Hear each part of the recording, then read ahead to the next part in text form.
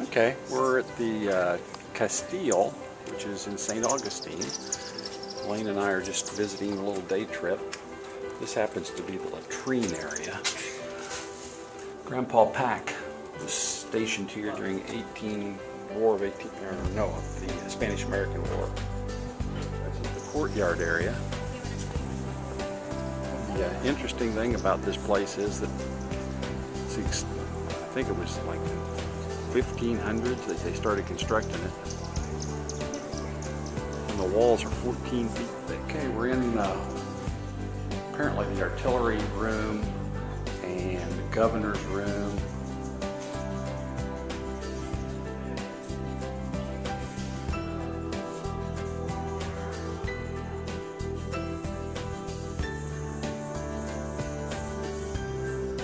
This looks like maybe it was part of the gun store and artillery storage room. Apparently it proved to be too humid and it was eventually abandoned and walled up. It wasn't until around 1812 it was rediscovered when a cannon fell through the roof. Of course, when the Americans got it, we used it to house prisoners, also called Indians or the original Americans. As you can see, it was a really, really nice place to live. There's just not a redeeming quality anywhere. There's a photo of some of the Indians that were incarcerated here, along with a photo of the park rangers.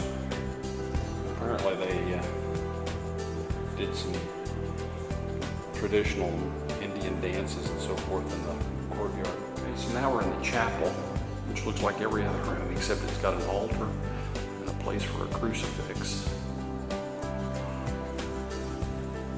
And probably for holy water or maybe a statue. Chapel is in Mark. Okay. Here's some pictures of what the chapel might have looked like.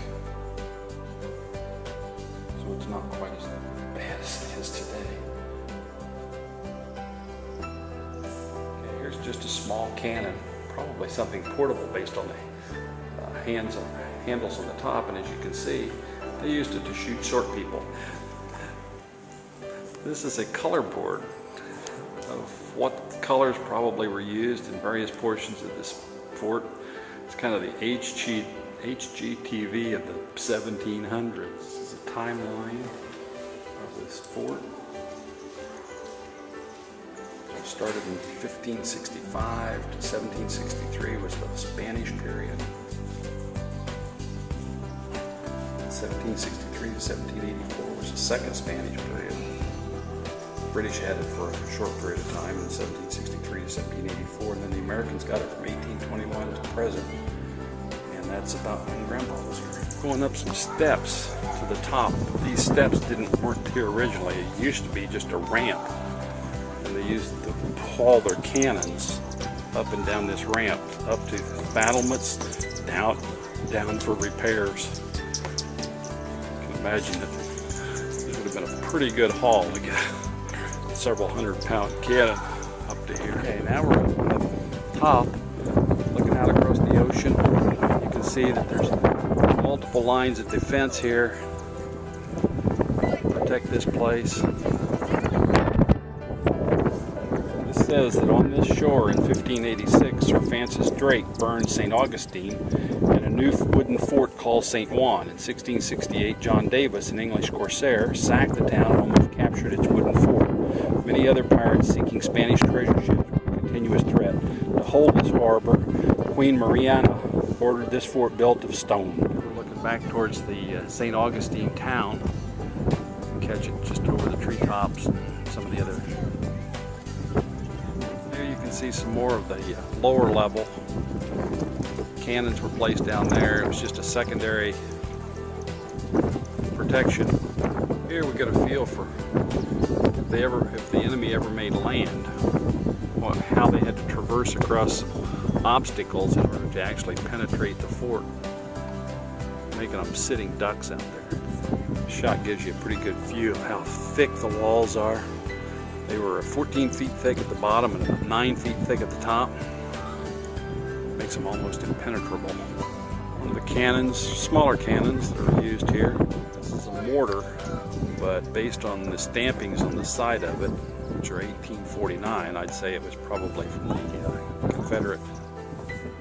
Here we've got a mortar that was Spanish. It's got Spanish engravings on it. It's very ornate. It's huge. This plaque says the builders were human. In 1682, a new engineer found that this bastion had been built 3 feet too low. By 1686, such mistakes were corrected. Labor for the fort included 100 Indians and Spaniards, plus a few convicts and slaves. Indian laborers got 20 cents per day, masons $2.40, masterworks $4. Construction lasted from 1672 to 1696. The rooms were built in 1738 and 39 and 1752-56. More cannons, various sizes. Some look like they have been recovered from under the ocean, maybe off of ships that were sunk by cannons fired from here. Okay, out there in the red shirts, you can see a bunch of kids. In the green shirts, they're part of some junior program. And then there's some reenactors, and they're explaining what went on, and then they're doing some cannon shoots and some rifle shoots.